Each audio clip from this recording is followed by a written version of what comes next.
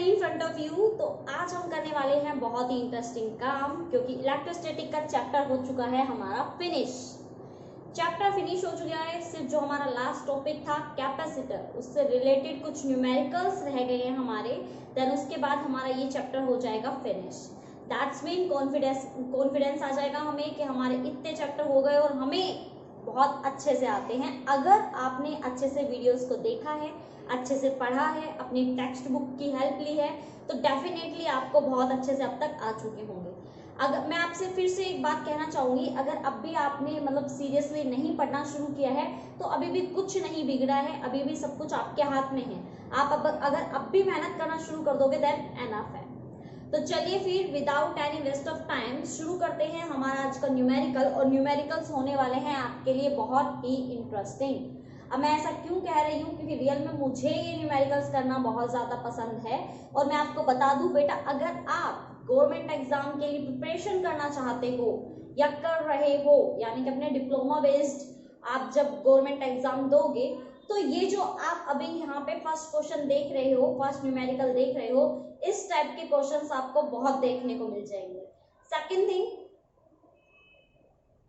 आए हुए हैं भाई, ये आपका प्रीवियस ईयर में आया हुआ क्वेश्चन है, मतलब इस टाइप का। तो इस टाइप में क्या होता है, पहले मैं आपको थोड़ी सी डिटेल दे देती हूँ। जैसा कि मैं आपसे हमेशा कहती हूँ, कभी भी कोई भी चीज करने से पहले, खासकर तो न्यूमेरिकल्स, कॉन्सेप्ट को समझना आपके लिए ज्यादा जरूरी होता है। अगर एक बार आप कॉन्सेप्ट को समझ लेते हैं, कॉन्सेप्ट आपके हाथ में, आपके माइंड में आ जाता है, तो फिर कोई भी तरह का कोई भी क्वेश्चन आपको दे दिया जाए, वो आपके लिए बिल्कुल भी टफ नहीं होगा। तो कोशिश कीजिएगा जो मैं आपको यहाँ पे आज समझाने वाली हूँ उसको एक बार ही आप लोग क्या कर ले, फोकस कर ले। देन उसके बाद आपको कभी भी किसी भी क्वेश्चन को करने में घबराहट नहीं होगी और बहुत आसानी से आप उस क्वेश्चन को कर पाएंगे। तो आइए चलिए फिर शुरू करते हैं करना हमारा आज का जो क्वेश्चन है, जो हमारा फर्स्ट क्वेश्चन है कैपेसिटर का, उसको देखिए। तो सबसे पहले हम कॉन्सेप्ट को थोड़ा सा समझ लेते हैं। कॉन्सेप्ट में क्या है, मान लीजिए कि आपके पास बहुत सारे कैपेसिटेंस है। हम लोग कैपेसिटेंस की ग्रुपिंग क्यों करते हैं बच्चों, क्योंकि आप लोगों को पता लग गया होगा अब तक कि जब हम किसी भी कैपेसिटेंस की ग्रुपिंग करते हैं तो एक कैपेसिटर का काम होता है चार्ज को स्टोर करना।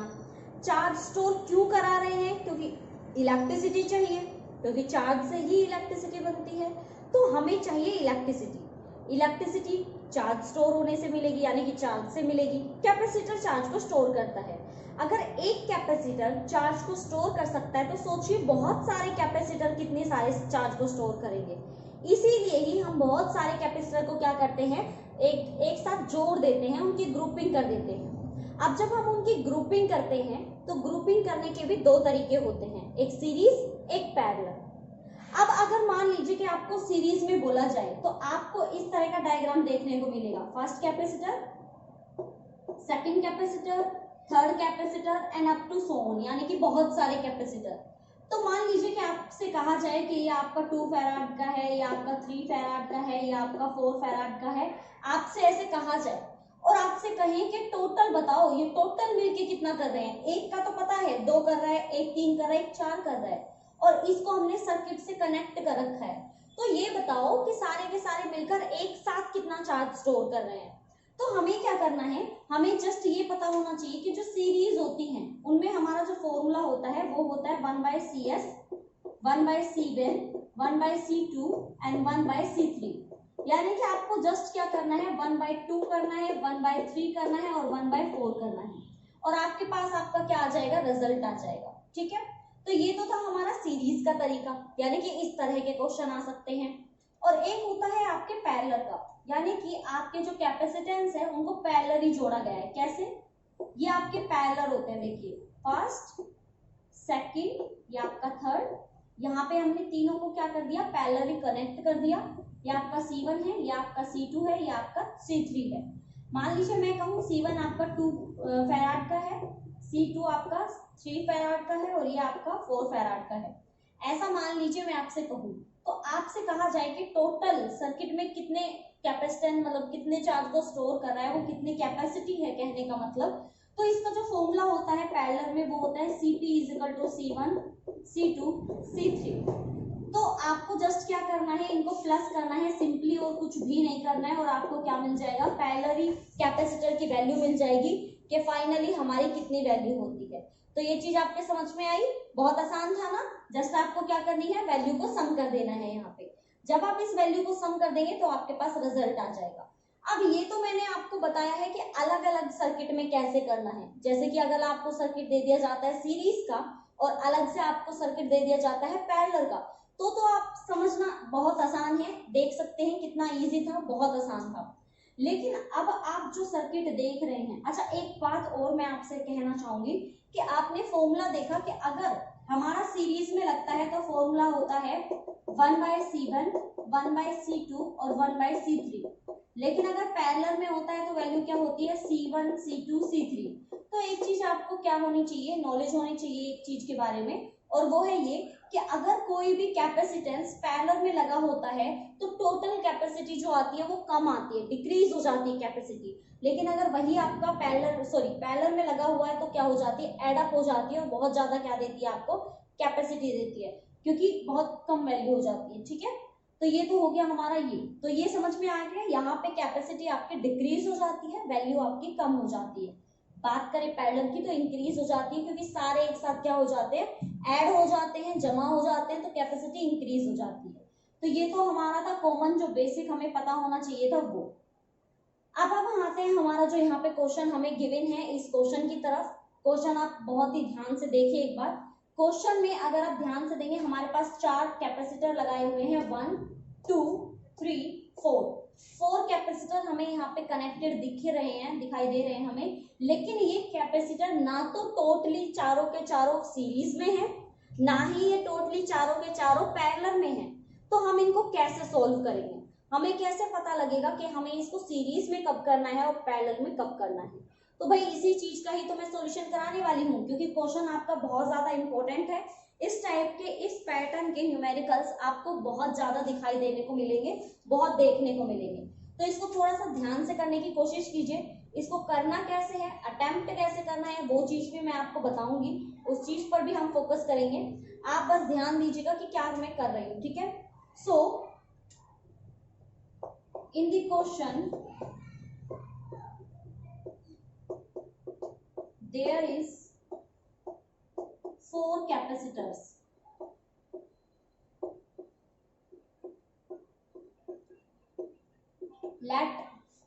मान लेते हैं C1, C2, C3 and C4।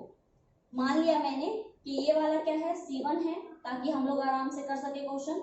ये C2 है, ये C3 है, और ये हमारा क्या है, C4 है। हमने ये मान लिया। By the help of diagram, हर एक चीज आप बताएंगे। इट इज क्लियर दैट जिन बच्चों को आ गया समझ में वो समझ सकते हैं। C2 and C3 capacitors are connected in parallel। ये हमारे दोनों पैरेलल में है। देखिए पैरेलल का पता कैसे लगता है, सीरीज में सारे एक साथ जुड़े रहते हैं एक ही लाइन में, कुछ इस तरह से आप लोग नोटिस कर सकते हैं, ऐसे सीरीज में। लेकिन पैरेलल में क्या होता है, ये लोग कैपेसिटर्स आपके ऐसे जुड़े हुए रहते हैं, यानी एक ही लाइन के साथ सारे क्या हो गए हैं, कनेक्ट इस लाइन के साथ। देन सबका अपना खुद का एक सर्किट है, सब में अलग अलग क्या जाने वाली है आपकी, वोल्टेज जाने वाली है। तो सिंपली कहने का मतलब क्या है, आप देख सकते हैं कि इस टाइप का जो हमें देखने को मिल रहा है डिजाइन, वो इन दोनों के बीच में है। तो मैं कह सकती हूँ कि C2 और C3 ये हमारा क्या है, पैरेलल में है। तो अगर ये पैरेलल में है तो Cp क्या हो जाएगा आपका पैरेलल में, C2 प्लस C3। तो आप देखिए C2 की वैल्यू कितनी है, 4.5, और प्लस सेकंड की कितनी है, अगेन 4.5, और दोनों की ही यूनिट कितनी है, माइक्रोफैराड। तो 4.5 और 4.5 ये हो गया आपका 9, और आप यूनिट कौन सी यूज करोगे, माइक्रोफैराड, जो आपको यहाँ पे ऑलरेडी गिवन है, क्योंकि जितनी भी आपको वैल्यू दी गई है माइक्रोफैराड में है। तो हम अभी यूनिट पे कोई भी हाथापाई नहीं करेंगे, जो वैल्यू हमें एक्चुअल में दी गई है हम एक्चुअल में वही वैल्यू यहाँ पे यूज करेंगे। तो बेटा इन दोनों की जगह आपके पास जो अब आपका कैपेसिटर निकल के आया वो आएगा 1। तो आप जब इस डायग्राम को देखोगे तो आपका ये डायग्राम अब ऐसा हो जाएगा। इसकी वैल्यू कितनी है आपके पास 3 माइक्रोफैराड और ये हमारा C1 है। इन दोनों की जगह अब हमें एक ही क्या मिल चुका है कैपेसिटेंस, जिसकी वैल्यू क्या है 9। तो मैंने यहाँ पे एक ही बना दिया और वो भी कितने का है 9 माइक्रोफैराड का। देन उसके बाद नेक्स्ट हमारा C4 है। C4 की जो वैल्यू हमें दी गई है वो दी गई है 3 माइक्रोफैराड। तो आप खुद देख सकते हैं जब आप इस वाले डायग्राम को देखते हैं तो वो डायग्राम आपके सीरीज वाले डायग्राम से क्या हो रहा है मैच, आप खुद चेकआउट कर सकते हैं कि तीनों एक ही लाइन से क्या है कनेक्टेड हैं। दैट्स मीन अब क्वेश्चन में कुछ भी समझने का रह ही नहीं गया, क्योंकि अब आप समझ सकते हैं कि शुरुआत कैसे करनी थी। सबसे पहले शुरुआत की मैंने उनसे जो पैरेलल में थे, क्योंकि देखिए अगर मैं सीरीज से शुरुआत करती तो एक यहाँ पे है और एक यहाँ पे है, बीच में इन्होंने गड़बड़ कर दी है ना, तो मैं इन दोनों को ले नहीं सकती थी। तो पहले मैंने क्या किया, मैंने देखा कि दो कैपेसिटर आपस में पैरेलल हैं, तो पहले क्यों ना मैं पैरेलल को ही सोल्व कर लूं। तो आप लोग ये देखो अगर 4 है या 5 है, उनमें से मैक्सिमम नंबर ऑफ क्या है, क्या सीरीज में है तो सीरीज में सोल्व कर लो, देन नेक्स्ट वाले के साथ पैरेलल में कर लेना। यानी कि 2 या 3 बार में सोल्व होते हैं ये क्वेश्चन। अगर आप ये सोच के चल रहे हैं कि सिंपली हो जाएगा तो नहीं होगा। तो इसको एक बार अगर आपने सिर्फ एक इस क्वेश्चन को करना सीख लिया तो इस पैटर्न के जितने भी क्वेश्चंस आएंगे उनको करना मुझे नहीं लगता कि आपके लिए ज्यादा कंफ्यूजिंग होगा या ऐसा होगा कि आपसे होगा नहीं। तो मैं आप समझ गए होंगे, मैंने सबसे पहले इन दोनों को सोल्व किया तो हमारे पास आया 9 माइक्रोफैराड का एक कैपेसिटर। तो उस एक कैपेसिटर को मैंने इन दोनों की जगह क्या कर दिया ऐड। तो हमारे पास जो डायग्राम बन के आया, ये डायग्राम एग्जैक्टली हमारा किसके जैसा है, सीरीज वाले जैसा है। तो आपके समझ में आई ये चीज कि किस तरह से हमारी जो ये वैल्यू आ रही है वो बिल्कुल हमारी सेम है। तो आप लोगों को अब याद होगा कि हमारा जो सीरीज होता है, सीरीज क्या होता है 1/CS is equal to 1/C1 plus 1/C2। ये डायग्राम बेटा आपको बना के दिखाना है, आपको सिखाने के लिए भी बनाया, एग्जाम में आपको बनाना भी है, ठीक है। तो हो जाएगा आपका 1/C3। तो 1/CS is equal to C1 की वैल्यू है आपकी 1/3 1/9 और 1 अगेन कितना है आपका 3। तो जब आप इसका एलसीएम ले लेंगे, जो कि आपको मैथमेटिकली थोड़ा बहुत आना चाहिए, जब आप इसका पूरा एलसीएम ले लेंगे तो आपके पास जो फाइनल रिजल्ट आएगा बेटा वो आएगा 7/9। और हमेशा एक चीज याद रखनी है, यहाँ पे जगह नहीं है, मैं यहाँ पे कर देती हूँ। जब भी आपको ऐसा रिजल्ट आए ना कि आपके 1/CS की वैल्यू मान लीजिए यहाँ पे 7/9 है, तो आपको ये ऐसे ही फिनिश नहीं करना है, क्योंकि इसका एक्चुअल जो रिजल्ट है हमें निकालना है CS। तो CS तो ऊपर आ जाएगा तो फाइनल रिजल्ट होगा 9/7। हमेशा रिजल्ट को ऊपर उलटना मत भूलना, रेसिप्रोकल करना मत भूलना, क्योंकि अगर इसका रिजल्ट 1/CS है तो इसका क्या आया 7/9। तो जब आप इसको सॉल्व कर लेंगे तो फाइनल रिजल्ट कितना आएगा 9/7। Unit is more important. तो यूनिट कितनी है माइक्रोफैराड, जो कि हमारे क्वेश्चन में ही हमें गिवन थी। तो ये हो गया हमारा लास्ट रिजल्ट, यानी कि इस पूरा जो हमें सर्किट दिया गया था इसको जब आप सोल्व कर लेते हैं तो इसको सोल्व करने के बाद जो फाइनल आपके पास वैल्यू आएगी वो कितने की आएगी, हमारे पास 9/7 माइक्रोफैराड की। तो था ना आसान। सिर्फ आपको थोड़ा बहुत बेसिकली जो पता होना चाहिए वो था कि सीरीज में कैसे होता है, पैरेलल में कैसे होता है, और अगर आपको सर्किट में बहुत सारे कैपेसिटेंस आपस में दे दिए गए हैं तो आप उसको कैसे सोल्व करेंगे। पहले सर्किट को एनालाइज करो, सर्किट को अच्छे से देखो और देखने के बाद ये समझो कि क्या ऐसा कोई कॉम्बिनेशन बन रहा है कि आपके 5 हैं तो 5 में से कम 2 या 3 कैपेसिटेंस या तो आपस में सीरीज में होने चाहिए या आपस में क्या होने चाहिए, पैरेलल में होने चाहिए। तो जिनकी ज्यादा पॉसिबिलिटीज होती है पहले आप उनको सोल्व कीजिए। जब आप उनको सोल्व कर लेंगे देन उसके बाद आपके सामने है ही, आपके सामने मैंने ये क्वेश्चन किया है। था ना आसान, कितना आसान क्वेश्चन था। बस आपको थोड़ी सी प्रैक्टिस करनी होगी। तो प्रैक्टिस के लिए अगर आपकी बुक्स में इससे रिलेटेड कोई क्वेश्चंस हैं तो आप वो कर सकते हैं। इस क्वेश्चन को तो आपको प्रैक्टिस करनी ही है, और अगर आपको कोई भी प्रैक्टिस क्वेश्चन नहीं मिलता है तो आप मुझे कमेंट करके बता दीजिए, मैं आपको प्रैक्टिस क्वेश्चन सेंड कर दूंगी, ठीक है। तो आप लोग अभी इसकी प्रैक्टिस करेंगे, ऐसे ही क्वेश्चंस को करने की कोशिश करेंगे। सबसे पहले अगर मेरा ये पैरेलल था तो मैंने पैरेलल कर दिया, देन उसके बाद यहाँ पे भी एक फाइनल रिजल्ट आया हमारा, फाइनल जो कैपेसिटर था, और तीनों किसमें हो गए हमारे सीरीज में। सीरीज का हमें फॉर्मूला पता था तो हमने जस्ट उसको क्या कर दिया, सोल्व आउट कर दिया। तो था ना आसान, मुश्किल तो बिल्कुल भी नहीं था। तो फर्स्ट क्वेश्चन को मैं प्रेफरेंस दूंगी कि ये क्वेश्चन आपका एग्जाम में आने लायक है, तो प्लीज आप इसको क्या करना, अच्छे से करना, क्योंकि इस टाइप के क्वेश्चन ना सिर्फ आपके फाइनल कॉलेज के एग्जाम में, इवन आपके जो गवर्नमेंट एग्जाम होते हैं उसमें भी पूछ लिया जाता है। और क्या पता भाई आपकी किस्मत कुछ ज्यादा ही अच्छी हो और इंटरव्यू के टाइम और प्रैक्टिकल में आपसे यही पूछ लिया जाए, क्योंकि मुझसे तो यही पूछा गया था। जब मेरे एमएससी के प्रैक्टिकल्स हुए थे तो मुझसे पूछा गया था, मुझे एक डायग्राम बना के दिया गया था और मुझसे पूछा गया था कि इसका जो फाइनल इक्विवेलेंट कैपेसिटेंस होगा वो क्या होगा। इक्विवेलेंट का मतलब होता है कंप्लीट कितना कैपेसिटर आएगा। तो इस तरह के क्वेश्चन आपके कभी भी पूछे जा सकते हैं। नॉलेज कभी भी खराब नहीं होती है। अगर आप कुछ सीख रहे हैं, आपको जानने को मिल रहा है तो जान लो, क्योंकि आपका वो कहाँ पे काम आ जाएगा आपको खुद को भी नहीं पता होगा। तो चलिए फिर शुरू करते हैं हमारा नेक्स्ट क्वेश्चन। नेक्स्ट क्वेश्चन हमें क्या समझाना चाह रहा है, नेक्स्ट क्वेश्चन में हमें क्या गिवन है, चलिए आइए शुरू करते हैं देखना। नेक्स्ट क्वेश्चन जो है वो इस क्वेश्चन से थोड़ा सा डिफरेंट है, और मैं आपको एक चीज बता दूं, शायद आपकी बुक में ना हो, अभी आपको इस कॉन्सेप्ट के बारे में पता नहीं है। बेटा इसमें क्या किया जाएगा कि एक प्लेट, मैंने कहा आपको समझाया था मैंने कि हमारे पास कोई भी क्या होता है, एक कैपेसिटर होता है ना। तो कैपेसिटर को हम क्या करते हैं, कैपेसिटर कुछ इस तरह का होता है। तो वो जो कैपेसिटर ऐसा होता है, उस कैपेसिटर में एक साइड को पॉजिटिव चार्ज होता है और एक साइड क्या होता है, नेगेटिव। इस कैपेसिटर के अंदर चार्ज को क्या कर सकते हैं, स्टोर। लेकिन इस क्वेश्चन के हिसाब से इसमें क्या डाला जाएगा, एक प्लेट डाली जाएगी, मतलब इसके अंदर कुछ डाला जाएगा, पूछा जाएगा कैपेसिटर की वैल्यू क्या है। तो अगर आपको ये चीजों के बारे में नहीं पता है तो मैं आपको बता दूं, इसका जो फॉर्मूला होगा वो आप याद कर लो, वो हो जाएगा आपका epsilon naught A by D. Epsilon naught से तो आप बिल्कुल अब तक तो जान पहचान कर ली होगी आपने। एप्सिलॉन नॉट हमारा मीडियम बताता है, और ए आपका एरिया बताता है, और डी आपका डिस्टेंस बताता है। एरिया मतलब कितना बड़ा ये है, और डिस्टेंस का मतलब ये प्लेट्स के बीच में डिस्टेंस कितनी है, यानी कि कितनी दूरी पर ये दोनों प्लेट रखी गई है, ज्यादा है या कम है। ठीक है, तो ये फॉर्मूला हमारा इसमें यूज होगा, तो आप लोग प्लीज इसको याद कर लीजिए।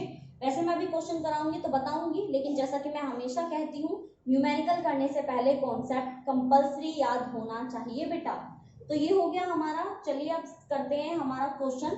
क्वेश्चन को समझते हैं, क्वेश्चन हमें क्या कह रहा है, क्या क्या हमें क्वेश्चन में गिवन है, देन उसके बाद हम अपना क्वेश्चन को सॉल्व करना शुरू करेंगे। क्वेश्चन है, parallel plate capacitor has plate of 200 centimetre, यानी कि आपको जो वैल्यू दी गई है वो क्या दी गई है, वो दी गई है 200 सेंटीमीटर की, यानी कि कह रहे the parallel plate separation between the plate is 2 millimetre. देखिए बेटा, सबसे पहली बात तो जैसा कि मैंने कहा कि हमारा जो फॉर्मूला यूज होगा उसमें क्या होगा, C is equal to epsilon naught A by D।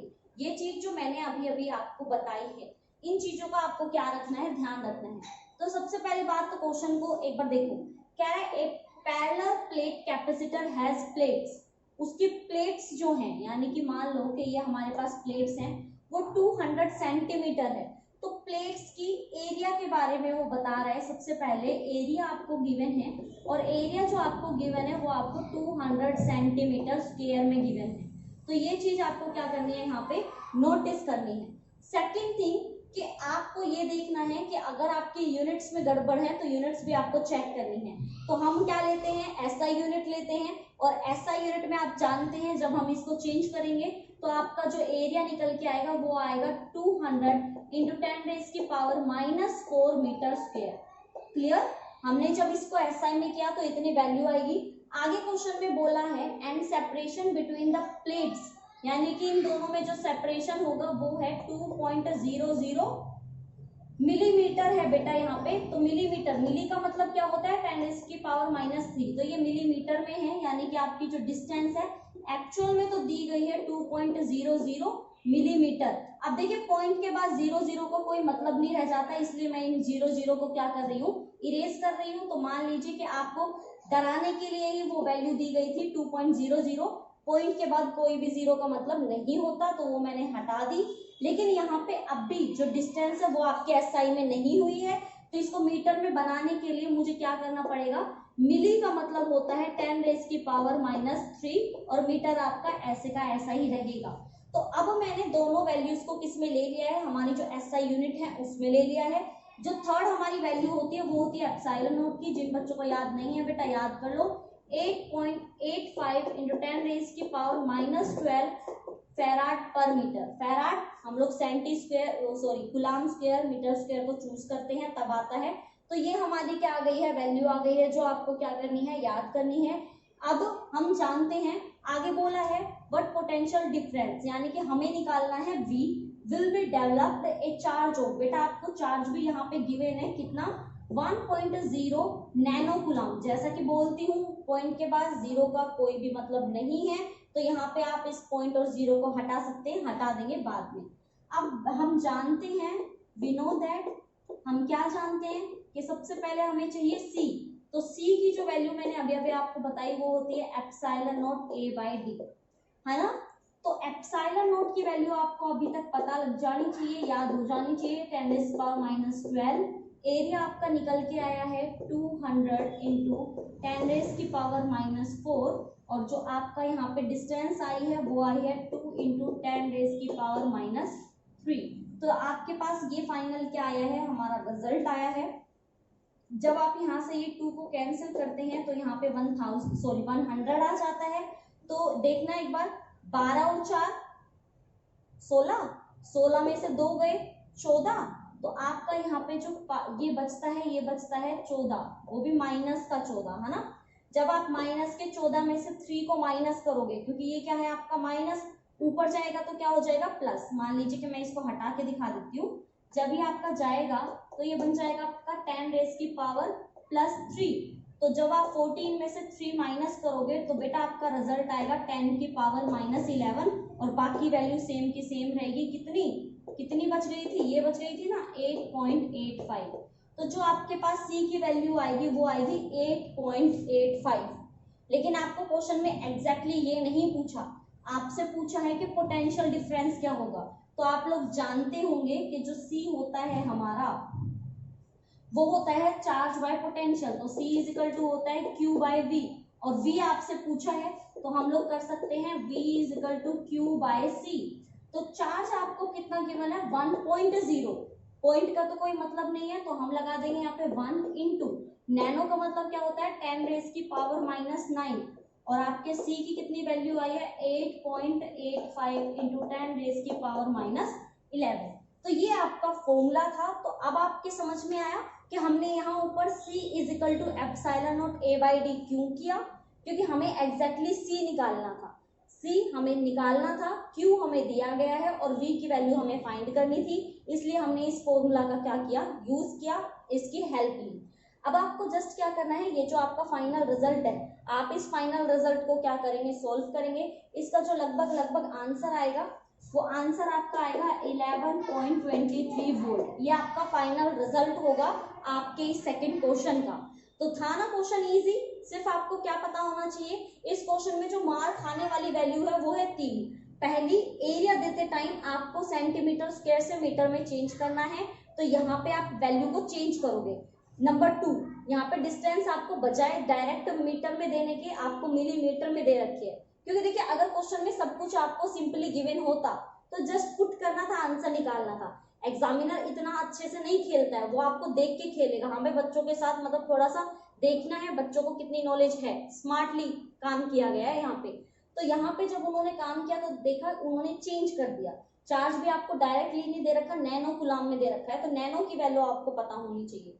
जब मैंने स्टार्ट किया था ना ये चैप्टर कराना, तभी आपको बता दिया था ये नैनो, माइक्रो, पिको, फैराड ये वगैरह याद कर लो, बहुत यूज होने वाला है, इनके बिना तो काम चलेगा ही नहीं। तो आप देख सकते हैं सारा क्वेश्चन इतना इजी था ना। फर्स्ट क्वेश्चन सेकंड क्वेश्चन दोनों ही बहुत अच्छे से अगर आपने देखे हैं, समझ में आ गए हैं, तो इनको एक बार प्रैक्टिस कर लेना। नोटबुक में तो लिखने ही है नोट्स, है ना, तो प्रैक्टिस भी करनी है इनकी। बहुत आसान है, सोल्व करना भी मुश्किल नहीं है, सिर्फ आपको थोड़ा थोड़ा फोकस करना है सबसे पहले यूनिट पे, देन उसके बाद क्या पूछा गया है, आपको क्या निकालना है, ठीक है। तो चलिए फिर अब करते हैं हमारा नेक्स्ट क्वेश्चन। तब तक ये क्वेश्चन आप लोग एक बार प्रैक्टिस कर लो, दोनों क्वेश्चन को अच्छे से करके देख लो। ओके, तो चलिए फिर करते हैं शुरू हमारा नेक्स्ट क्वेश्चन। बहुत अच्छे से आपको हमने जो अभी 2 क्वेश्चंस किए हैं, हमारे दोनों न्यूमेरिकल्स आपको समझ में आ गए हैं। तो अब हम शुरू करने वाले हैं हमारा जो नेक्स्ट क्वेश्चन है, हमारा नेक्स्ट न्यूमेरिकल। ये न्यूमेरिकल भी आपका जो सेकंड क्वेश्चन है उससे थोड़ा थोड़ा रिलेट करता हुआ है, बस उसमें जो हमारी वैल्यू है वो थोड़ी सी डिफरेंट हो जाएंगी, वो मैं आपको बता दूंगी कैसे करना है। तो जैसा कि मैं हमेशा कहती हूँ, सबसे पहले आपको क्या करना है, क्वेश्चन को एकदम जो हमारी स्टेटमेंट है उसको रीड आउट करना है, चेक करना है कि हमारा जो क्वेश्चन है उसमें हमें क्या गिवन है और क्या हमसे पूछा गया है। तो आइए चलिए स्टार्ट करते हैं हमारे क्वेश्चन का सॉल्यूशन। सबसे पहले जो भी हमें स्टेटमेंट में गिवन वैल्यू दी गई है, तो सबसे पहले हम उस गिवन वैल्यू को क्या करेंगे, यहाँ पे नोट डाउन करेंगे। देन उसके बाद देखेंगे हमें क्या क्वेश्चन में दिया गया है, देन उसके बाद अपना क्वेश्चन सोल्व कर लेंगे। तो आइए चलिए शुरू करते हैं क्वेश्चन को करना।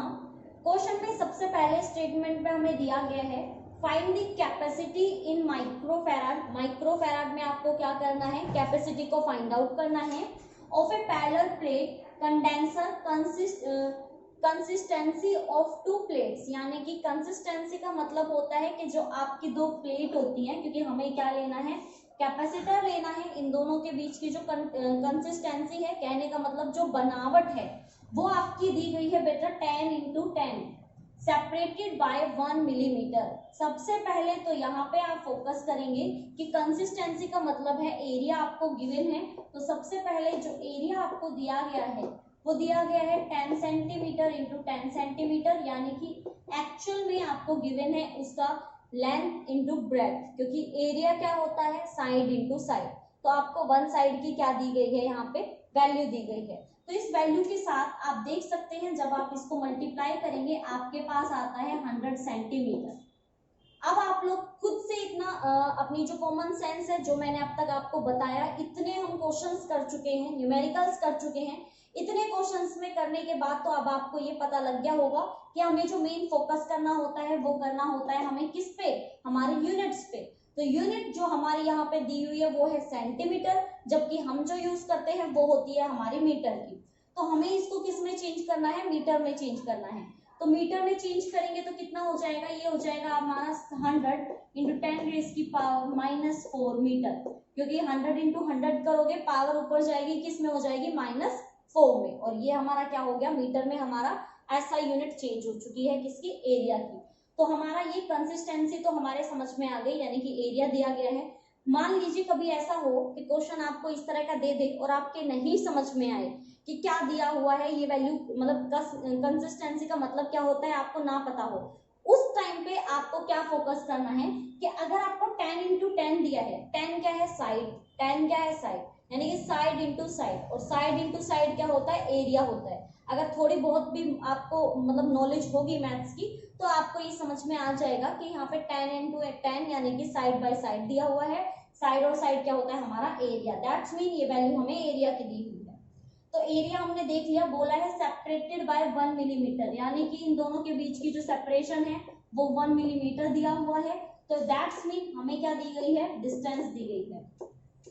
पहले हमें एरिया था, अब हमें डिस्टेंस डी दी हुई है, वो है हमारी 1 मिलीमीटर। अब अगेन जो यहाँ पे हमारे पास कंफ्यूजन आती है वो आती है मिलीमीटर, जबकि हमें किस में चाहिए, मीटर में। तो मिली का मतलब होता है बेटा 10 रेज़ की पावर -3 मीटर। तो हमारे पास अब दोनों ही वैल्यू किस में आ चुकी हैं, एसआई में आ चुकी हैं।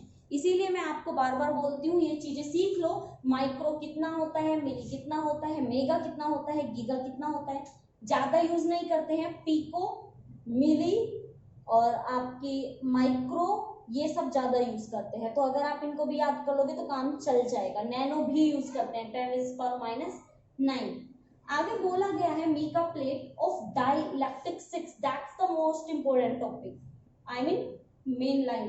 डाइलेक्ट्रिक, आपको डाइलेक्ट्रिक की भी वैल्यू दी है। डाइलेक्ट्रिक का मतलब क्या होता है बेटा, एप्सिलॉन आर। इसका मतलब इन दोनों प्लेट के बीच में एक क्या रख दिया गया है, डाइलेक्ट्रिक रख दिया गया है, जिसकी वैल्यू कितनी दी गई है आपको 6। यहाँ पे हमारा क्वेश्चन चेंज हो जाता है। आगे बोला है what will be the total charge stored when A potential of 100 volt. Potential आपको दिया गया है कितना, 100 वोल्ट का, और पूछा गया है कि charge store, charge energy, 1 minute please, what will be the total charge store. तो चार्ज स्टोर कितना होगा, चार्ज स्टोर कुछ है।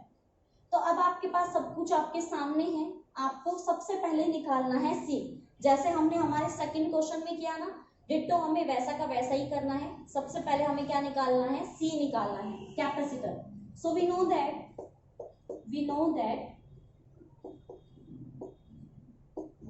हम क्या जानते हैं बच्चों, हम जानते हैं C इज इक्वल टू होता है epsilon not D by D. लेकिन यहाँ पे जो आपको वैल्यू दी गई है वो एप्सिलॉन की नहीं, वो यहाँ पे ER की भी दी गई है, क्योंकि आपको दिख रहा है ना डाइलेक्ट्रिक की वैल्यू आपको गिवन है। एप्सिलॉन नॉट की तो आपको याद ही होगी, एप्सिलॉन नॉट की नहीं है तो कर लो, 8.85 10 रेज़ की पावर -12 फैराड पर मीटर। याद नहीं है तो याद कर लो, हर जगह यूज होगी। तो देखिए ये फॉर्मूला हमने थोड़ी देर पहले यूज किया था। अगर मैं इस एप्सिलॉन R को हटा दूं तो C is equal to epsilon naught A by D, sorry ये A है, A बाई डी। ये फॉर्मूला तो हमने अभी अभी क्या किया, यूज किया है। तो आपको क्या करना है, जस्ट एप्सिलॉन R इसके साथ लगा देना है, क्योंकि हमें क्वेश्चन में उसकी वैल्यू ऑलरेडी गिवन है। तो आप जब इन सारी वैल्यूज को पुट करेंगे, यहाँ पे आप एक थ्योरी लाइन लिखेंगे, put all the values in formula. तो आप जब पुट करेंगे तो एप्सिलॉन R की वैल्यू आपकी 6 आ जाएगी, एप्सिलॉन नॉट की वैल्यू आपकी कितनी आएगी, 8.85 10 रेज़ की पावर -12। देन उसके बाद A की वैल्यू आपको कितनी दी गई है, A की वैल्यू आएगी आपके पास 100 इंटू 10 रेज़ की पावर -4। और आपके D की वैल्यू आपको कितनी दी गई है, वो दी गई है आपको 1 इंटू 10 रेज़ की पावर -3। तो ये आपके पास सारी वैल्यूज हमने यहाँ पे पुट कर दी हैं, जो भी हमारे पास थी, जो भी हमारे पास आनी चाहिए थी। तो अब आपको क्या करना है, अब आपको इसकी वैल्यू फाइंड आउट, मतलब इसको सोल्व आउट करना है। तो अब जब हम इसको सोल्व आउट करेंगे तो जैसा मैं आपसे हमेशा कहती हूँ, सबसे पहले पावर यानी कि 10 की पावर वाली वैल्यू को क्या कर लो, आप लोग सेलेक्ट कर लो। तो जब सबसे पहले आप लोग इन वैल्यूज को क्या करेंगे, सेलेक्ट करेंगे, तो देखो क्या आएगा। इस वैल्यू को पहले मैं यहीं पे सोल्व कर रही हूँ। यहाँ पे 10 है, सॉरी 100 है और 10 की पावर -4 है, तो 10 की पावर 2, 10 की पावर -2। तो यहाँ पे मैं सीधा ही कर दूं, -2 आ जाएगा, हमारी ये वैल्यू क्या हो जाएगी, चेंज हो जाएगी। तो अब आपके पास क्या आएगा, ये आपके पास 10 की पावर -2, यहाँ पे 10 की पावर -12। तो टोटल जो आएगा इनका वो कितना आएगा, 10 की पावर -14। और नीचे आपको कितना दिया गया है, 10 की पावर -3। ये 10 की पावर -3 जब आपकी ऊपर जाएगी तो ये हो जाएगी आपकी 10 की पावर 3। होगी या नहीं, देखो एक बार होगी या नहीं। जब आप इसको सोल्व करोगे तो लगभग लगभग आपके पास कितनी आएगी, ये आ जाएगी 10 की पावर -11। और अब आपके पास ये वैल्यू है 6 इंटू 8.85। तो बेटा जब आप इसको सोल्व करोगे तो लगभग लगभग आपको इसको सोल्व करना है। सबसे पहली बात, जो क्वेश्चन में है उसको एक बार पढ़ लेना, सीधा क्वेश्चन को मत करना। क्वेश्चन में बोला है आपको माइक्रो फैराड में निकालो। तो माइक्रो का मतलब क्या होता है, माइक्रो होता है आपका ये माइक्रो फैराड, और इस माइक्रो का मतलब होता है 10 रेज़ की पावर -6। तो पहले तो इस वैल्यू को अलग कर लो, इस 11 में से अपनी वैल्यू को क्या कर लो, अलग कर लो। तो क्या आएगा, लगभग लगभग बताओ, जल्दी से सोल्व करो, अरे बताओ कितना आएगा, जल्दी बताओ, मैं वेट कर रही हूँ। 5 आएगा ना। तो अगर यहाँ पे मान लो कि मैं यहाँ पे कर लूँ -5, यहाँ पे वैल्यू कितनी है, 6 इंटू 8.85 इंटू 10 की पावर -5 माइक्रो फैराड, ये वैल्यू आ गई। तो जब आप बेटा इस पूरी वैल्यू को सोल्व कर लोगे इसके साथ, तो आपका जो रिजल्ट आएगा वो आएगा 5.53, या फिर 3 भी आ सकता है, डायरेक्ट इसमें आपको 3 लिख लो आप, 5.3 इंटू 10 रेज़ की पावर -4 माइक्रो फैराड, क्योंकि जब आप पॉइंट को हटाओगे तो वैल्यू चेंज हो जाएगी। ये आपके पास किसका आया है, सी की वैल्यू। क्या आपको सी ही निकालने के लिए बोला गया था, नहीं, हमें तो बोला गया था कि टोटल चार्ज स्टोर क्या होगा। अब आप इसमें वो वाला फॉर्मूला नहीं लगा सकते, C is equal to Q by V, wrong, this is wrong. इसमें चार्ज को स्टोर करना बोला है, तो फॉर्मूला आपको याद करना पड़ेगा, और फॉर्मूला होता है चार्ज स्टोर। तो कितना होगा, वो आपका होगा 1/2 CV स्क्वायर। देख लीजिए जो आपका फॉर्मूला यहाँ पे निकल के आएगा वो आपका कितना होगा, 1/2 CV², यानी कि आपको ये फाइनल जो हमारा रिजल्ट है इसको क्या करना है, यहाँ पे आपको इसको याद करना है, ठीक है। तो 1/2 और आपको वैल्यू कितनी आई है सी की 5.3 × 10⁻⁻⁴, और v हमें कितना गिवन है 100, तो 100 का स्क्वायर है इसलिए मैं 100 × 100 कर दूँ, ठीक है। तो अब आप देख सकते हैं जो फाइनल रिजल्ट हमारा आएगा वो कितना आ सकता है। तो चलिए भाई देखिए कितना आएगा हमारा फाइनल रिजल्ट 4। ये वैल्यू तो आपकी यहीं पे क्या होगी, कैंसिल आउट, जो आपका रिजल्ट आएगा वो जस्ट इनसे निकल के आएगा। तो अब अगर मैं इस क्वेश्चन को आपका होमवर्क दे दूं तो आपको कहीं पे कोई दिक्कत? एक बात और आप याद रखिएगा कि यहाँ पे जो हमने वैल्यू ली थी बेटा वो माइक्रोफैराड में थी, और जो आप अब वैल्यू निकालेंगे वो आपकी किस में आएगी, जस्ट हमें चार्ज स्टोर निकालना है। तो आप है ना × 10⁻⁻⁶ भी रखना, आपके लिए ज्यादा इजी रहेगा। जब आप इसको सोल्व करेंगे तो आपके पास लगभग वैल्यू आएगी 2.6 और 10⁻⁻⁶, क्योंकि देखो ये -4 और 100 20, तो 10⁻+4, तो ये इससे क्या हो जाएगा कैंसिल, तो वैल्यू क्या बचेगी 1/2 और 5.3 और यहाँ पे 10⁻⁻⁶, तो लगभग ये रिजल्ट आएगा। आप एक बार खुद से इस क्वेश्चन को करके देख लेना, इसका फाइनल रिजल्ट निकाल के देख लेना कि आपसे होता है या नहीं, और आपका और मेरा हम दोनों का आंसर सही आ रहा है या नहीं। तो यहाँ पे ये हो चुका है हमारा जो न्यूमेरिकल था वो। इस क्वेश्चन में जो हमें सीखने को मिला वो मिली है हमें बहुत सी बातें। सबसे पहली जो हर क्वेश्चन में सीखने को मिलती हैं वो है हमारी ये जो यूनिट्स है हमारी ये, क्योंकि यूनिट्स तो आपको पक्का अच्छे से आनी ही चाहिए, क्योंकि अगर आपके यूनिट समझ में नहीं आएंगी तो भूल जाओ कि क्वेश्चंस आप अच्छे से कर सकते हो। तो सबसे पहले तो यूनिट्स आपको चेंज करनी आनी चाहिए, पता होना चाहिए कि आपकी जो यूनिट है वो चेंज करनी है भी या नहीं। आपको एसआई में लेनी है तो आप अगर आपको उसमें सीजीएस में दे रखी है तो सिंपली सी बात है कि आपको वो एसआई में चेंज करनी पड़ेगी, तो ये आप चेंज कर लेंगे। देन उसके बाद आपको पता है कि हमारा नॉर्मली फॉर्मूला होता है C = ε0 A/d, लेकिन यहाँ पर आपको एप्सिलॉन की जगह क्या लिखना है εr और ε0, ठीक है। εr की वैल्यू आपको गिवन है, आपको सारा ये सॉल्व करना है। आपके पास हाँ एक चीज फोकस माइक्रोफैराड में बोला है, कैपेसिटी आपको माइक्रोफैराड में निकालनी है, इसीलिए जो 10⁻11 था उसको मैंने किसमें माइक्रो अलग करके तब वैल्यू को सॉल्व किया था। तो यहाँ पे भी आपको ये छोटा सा फोकस करना है। देन उसके बाद आपका जो एनर्जी स्टोर है, क्योंकि एनर्जी स्टोर का फॉर्मूला अब तक आपकी बुक में है नहीं सिलेबस में, लेकिन फिर भी क्वेश्चन दिया हुआ है, इसलिए आप इनको क्या कर लो याद कर लो, क्योंकि देखिए एग्जाम में एग्जामिनर भी आपको कुछ भी दे सकता है। तो जो आपको न्यूमेरिकल दिया हुआ है ऑलरेडी बुक में तो वो कराने की जिम्मेदारी तो मैंने ली ही है, क्योंकि एक भी क्वेश्चन आपको छुड़वाऊंगी नहीं। तो ये काम तो देखिए आपको इतनी मेहनत करनी पड़ेगी कि जो आपको अदर वैल्यूज दी गई हैं आपके सिलेबस से थोड़ा सा अलग, उनको आपको याद करना पड़ेगा, ठीक है। तो ये फॉर्मूला आप याद कर लीजिए, क्या पता कहाँ पे काम आ जाए, कहाँ पे पूछ ले, क्या पता गवर्नमेंट एग्जाम में काम आ जाए, तो कहीं पे भी काम आ सकता है, नॉलेज वेस्ट नहीं जाती है। तो ये हो चुके हैं हमारे 3 न्यूमेरिकल्स। आई होप आपको ये न्यूमेरिकल समझ में आए होंगे। जो हमारा फर्स्ट न्यूमेरिकल था, हमारा फर्स्ट पैटर्न था, जिसमें हमें एक डायग्राम दिया गया था और बोला था कि इक्विवेलेंट कैपेसिटर निकाल के बताओ, वो आपका सबसे इंपॉर्टेंट है, सबसे ज्यादा पूछा जाने वाला वो क्वेश्चन है, तो उसको आप पक्का अच्छे से ध्यान से कीजिएगा, ठीक है। तो अब मैं यहाँ पे मतलब आज का जो हमारा लेक्चर है वो फिनिश हो गया है। ये न्यूमेरिकल्स आप अच्छे से अपने नोटबुक में नोट डाउन करोगे, कहीं भी आपको कोई कंफ्यूजन होती है तो मुझे बताओगे, नहीं तो अपना अच्छे से नोट्स बनाओ। एक बार इन तीनों एग्जांपल्स की, इन तीनों क्वेश्चंस की क्या कर लेना, प्रैक्टिस कर लेना।